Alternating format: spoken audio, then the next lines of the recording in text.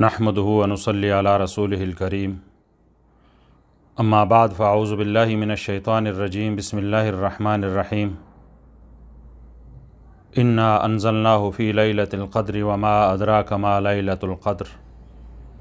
सदक़ल्लाहुल अज़ीम। मोहतरम मुसलमानान वरुणो, د रमज़ान आखिरी अशरा रवाना ده او دغه اشاره دغه لس ورځې اخیری د رمضان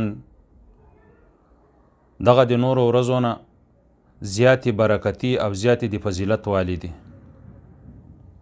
دغه ورځو ته الله رب العزت ډیر فضیلت ورکړی ده او په ټول کال کې 12 میاشتې دي او په دغه 12 میاشتو کې دومره د فضیلت والی ورځې نسته لکه څرنګه چې دغه لس ورځې اخیری د رمضان د میاشتې چې الله رب العزت دی ته څومره فضیلت ورکړی او دغه فضیلت چې الله رب العزت ورکړی ده د دغه څو وجوهات دي.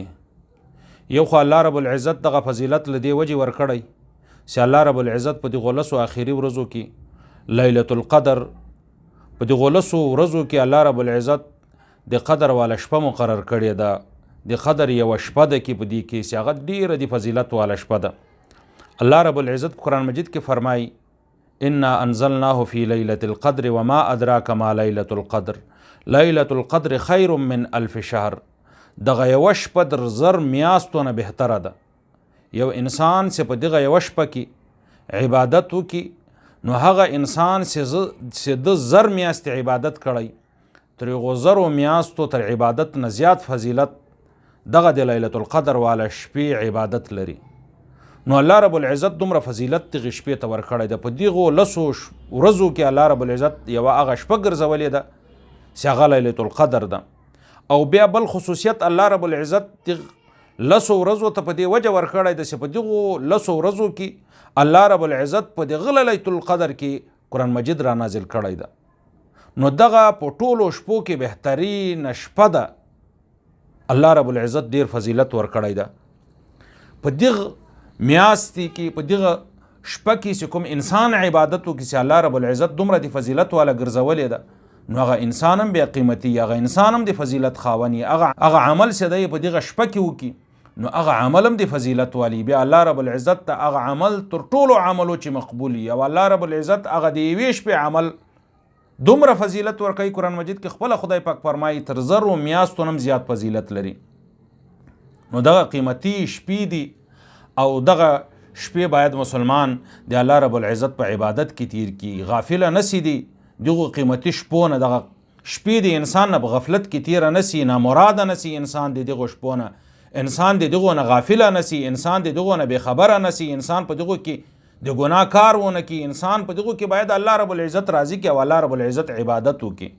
حضرت عائشہ رضی الله تعالی عنها فرمای نبی علیہ الصلوۃ والسلام فرمایلی من قام لیلة القدر ایمانا و احتسابا غفر له ما تقدم من ذنبه.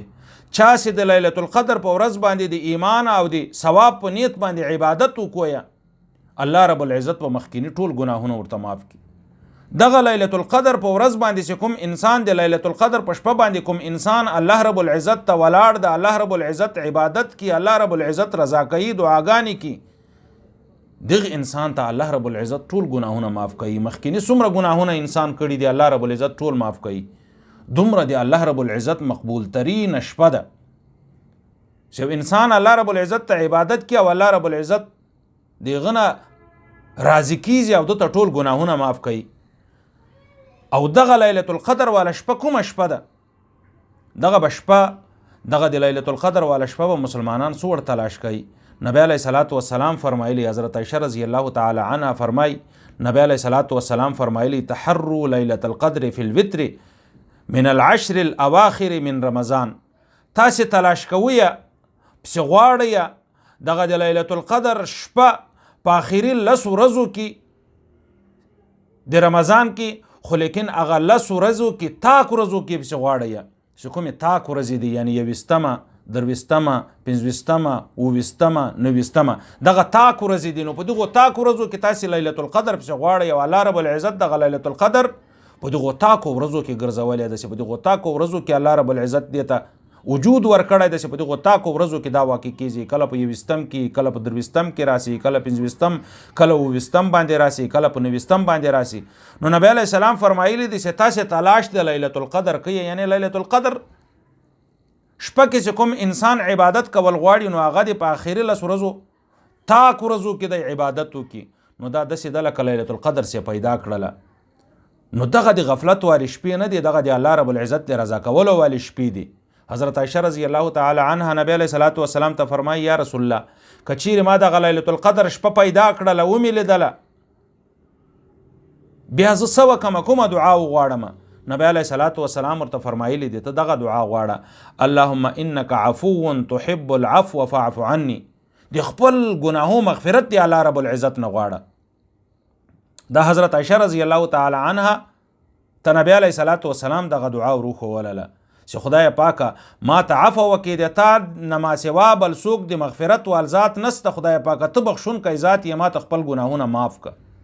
نو هر انسان په دغو تاکو ورځو کې، په دغو تاکو شپو کې باید عبادت وکړي، کم از کم لږ عبادت خو وکړي. علما فرمایي چې کم از کم که یو انسان ډیر مصروفیات لري په دنیا کې، ډیر مصروفه یې په دنیا کې، نو کم از کم دی دا کار وکړي چې دی د ماخوستن لمونځ په جمع سره وکړي، تراویح وکړي، وتر هغه د په جمع سره ادا کړي، هغه نه وروسته که یو څو رکعاته نفل تیر کېدل یا دعاګانې تیر کېدلې او تلاوت یې کولی سوی، لږ تلاوت یې وکړي او ویده دې سي، بیا دې لږ کله چې په سیمای راجګیږي نو دی د لږ وختي راپورته سي، دی د یو 2 رکعاته نوافل وکړي، تهجد دې وکړي، بیا دې د ګهیځ لمونځ په جماعت کې په جمع سره ادا کړي. نبی علیه الصلاۃ والسلام یو بل حدیث ده په هغې کې فرمایي چې چا د ماخوستن لمونځ په جمع سره وکړو او چا د ګهیځ لمونځ په جمع سره وکړو، دا داسې ده لکه ټوله شپه سې عبادت وکړي.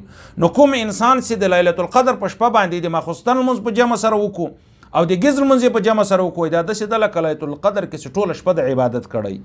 نو مسلمانانو ورونو ډیره قیمتي شپه ده او الله رب العزت په دغو 10 ورځو کې ګرځولې ده او په هغو تاکو ورځو د دغې 10 ورځو کې ګرځولې ده. نو هر مسلمان باید دغه تاک ورځې د دغو 10 ورځو په عبادت باندې تیرې کړي، کم از کم دومره عبادت خو وکړي چې د دغه د جمع لمونځ د ماخوستن په جمع سره ادا کړي او تراویح په جمع سره ادا کړي او د سهار لمونځ په جمع سره ادا کړي او لږ په دغه شپه کې ذکر اذکار وکړي، دعاګانې وکړي، تلاوت وکړي. الله رب العزت به دته پر اجر او ثواب دی یوې شپې ورکوي.